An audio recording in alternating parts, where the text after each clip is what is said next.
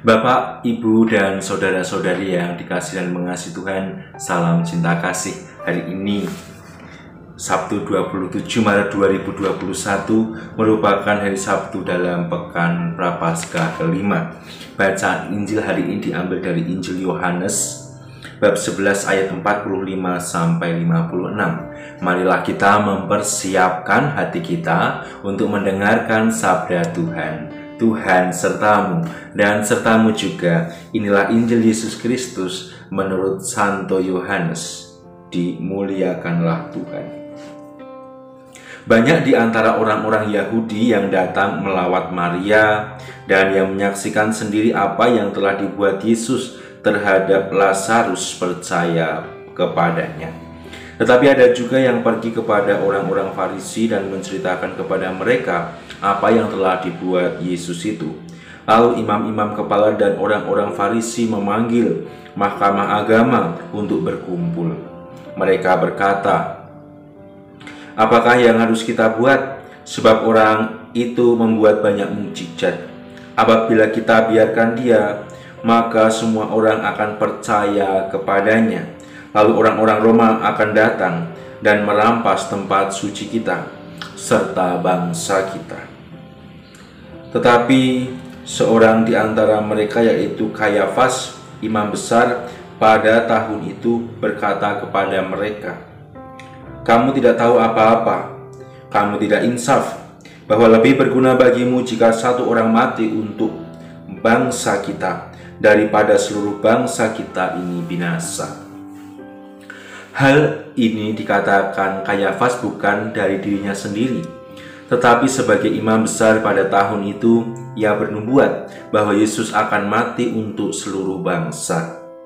Bukan untuk bangsa itu saja, tetapi juga untuk mengumpulkan dan mempersatukan anak-anak Allah yang tercerai-berai.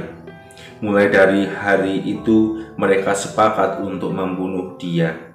Karena itu Yesus tidak tampil lagi di muka umum di tengah orang-orang Yahudi. Ia berangkat dari situ ke daerah dekat padang gurun, ke sebuah kota yang bernama Efraim. Di situ ia tinggal bersama murid-muridnya. Waktu itu hari raya Paskah orang Yahudi sudah dekat, dan banyak orang dari negeri itu berangkat ke Yerusalem untuk menyucikan diri sebelum Paskah itu. Mereka mencari Yesus dan sambil berdiri di dalam bait Allah, mereka berkata seorang kepada yang lain, "Bagaimana pendapatmu? Akan datang jugakah ia ke pesta?" Demikianlah Injil Tuhan. Terpujilah Kristus. Bapak, Ibu, dan saudara-saudari yang terkasih di dalam Tuhan Yesus Kristus, bacaan Injil hari ini menegaskan kepada kita bahwa kematian Yesus tidak hanya diperuntukkan untuk bangsa Israel, agar bangsa Israel terbebas dari kehancuran karena kuasa penjajah Roma. Kematian Yesus bagi penulis Injil Yohanes dimaknai lebih daripada itu.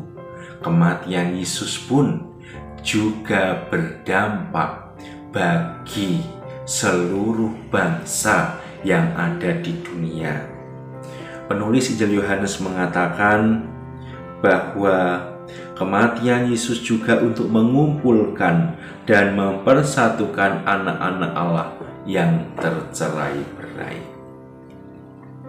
Kita patut bersyukur, bersukacita, dan bergembira atas keyakinan dari penulis Injil Yohanes yang disampaikan kepada kita pada hari ini, bahwa kita adalah anak-anak Allah yang dengan kematian Yesus dikumpulkan, disatukan menjadi keluarga besar Allah, sehingga sungguh keselamatan kita peroleh, kebahagiaan dan kehidupan kekal kita peroleh berkat kematian Yesus.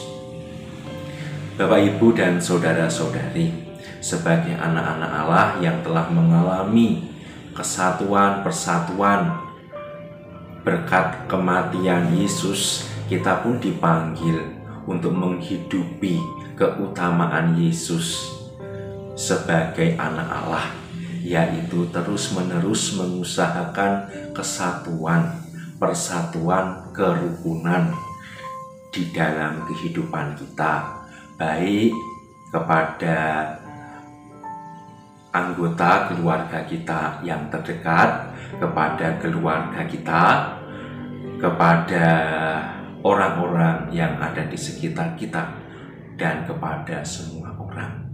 Kita terus-menerus mengusahakan kesatuan, persatuan, dan kerukunan sebagaimana Tuhan mampu menanggung konsekuensi besar atas pilihan hidupnya agar kita bersatu sebagai satu umat anak-anak Allah dalam keluarga besar Allah. Bapak, Ibu, dan saudara-saudari, memang untuk mengusahakan kesatuan, persatuan, dan kerukunan, kita akan menghadapi berbagai macam kesulitan, ya, bahkan penderitaan yang bertubi-tubi. Tetapi mari kita meminta dan menimba kekuatan dari Yesus untuk terus-menerus memperjuangkan apa yang telah diperjuangkan oleh Yesus dalam kehidupan kita. Karena dengan bersatu, dengan rukun, dengan menjalin kesatuan dan persatuan, kita menghadirkan wajah Allah yang menyelamatkan. Oh, orang Katolik itu seperti itu. Mereka tidak menciptakan perpecahan, tetapi persatuan. Mereka tidak melakukan ujaran kebencian, tetapi terus-menerus mewartakan kasih. Oh, mereka orang-orang Katolik itu berani menderita, berani berkorban untuk kerukunan bersama. Semoga rahmat Tuhan membantu kita untuk itu. Amin.